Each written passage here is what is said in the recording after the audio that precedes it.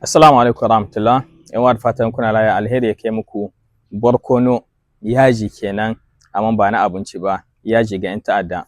Sojawanmu cikin wata operation da suka yi a wannan satin kadai, sati ɗaya kadai a jihar Talabiri kadai sun tashi da ɗan ta'adda 50 da sauran aiki da suka yi a cikin ƙasarmu shine yau zan mu kawo rahoton aikin sojawanmu a wannan satin daga Lekat zuwa Leons na wannan watan na Janvier da suka yi a cikin duka faɗin Niger.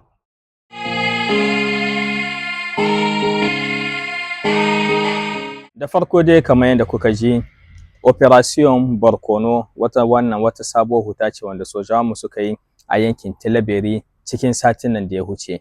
Aiki ne suka yi don su gama da duka 'yan ta'addan da suke wajejen wannan yankin wanda suka damu mutane.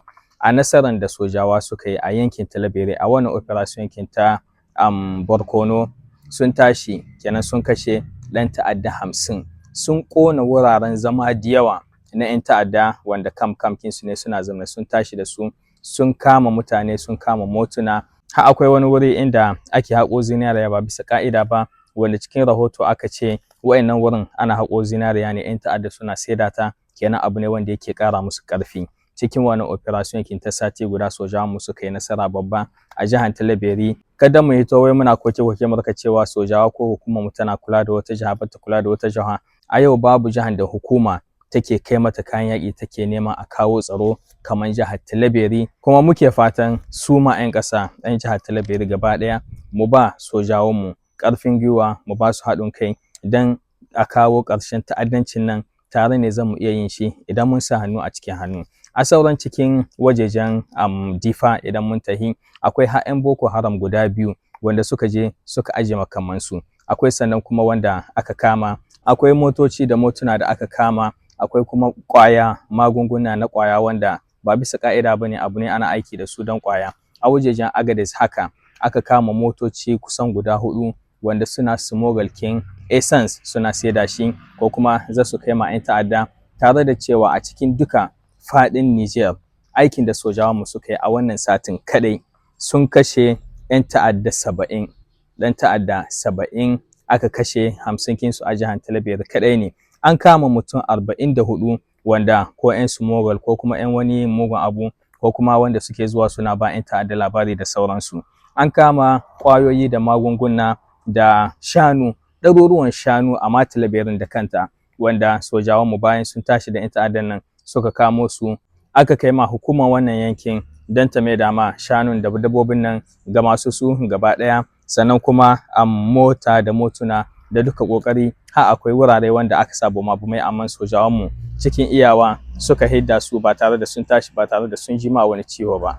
Muke kiran kanmu 'yan uwa mu duka 'yan ƙasa na cewa mu ci gaba da ba sojawanmu bayanai na kirki idan muka ji ko muka gani ko muka san da wani mai neman tarzoma mu kira nambobin sojawanmu, kyauta ne ake kira. Sojawa kuma suna bincike kuma ba za su ce kai ne ka kira ba, mu kiraye su don a ƙara kawo tsaro.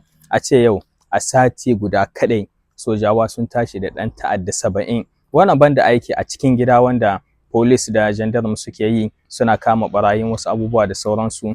Gaskiya jinjina ga dukan force army Nigerian kinmu, jinjina ga hukumarmu, kuma muke fatan a haka a ci gaba da gashi har zaman lafiya ta zo a cikin duka faɗin Niger. Abun mamaki anan shine na cewa duk da wannan babban nasarar da sojawanmu suka yi a cikin wannan satin, baka ji manyan gidajen rediyo ba ko talabijin sun hito suna cewa ga ƙoƙarin da sojawan Niger suka yi. Amma idan wani ƙaramin abu ya faru, kwanakin baya da aka yi harin Torodin nan sai da ya yaɗa gaba ɗaya duka duniya. Wani bin mu ma ne 'yan Niger da hannunmu muke zuwa muna yaɗa mugun abun da yake faruwa, amma in sojawanmu sun yi abin kirki ban mu yaɗawa.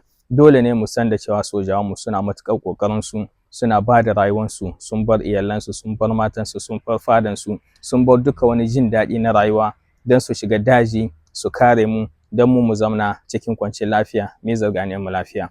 Jinjina ta musamman ga duka force army namu na Niger, jinjina kuma ga Herashi hukuma da take kama musu. Da fatan zan mu ƙara ganin ci gaba insha Allah, kuma muna yi ma sojawanmu addu'a. Kuma ni kullum addu'an da nake ƙara maimaitawa ga sojawanmu na Niger shine na cewa Allah ya kare su don su kare mu insha Allah don ƙasar mu ta tsaya. Wannan cikin rahotannin aikin sojawa kenan na sati da suka yi daga Lekat zuwa Leons sai mun haɗu da ku da sauran labaran insha Allah. Allah ya kama mana, Allah ya sa mu dace.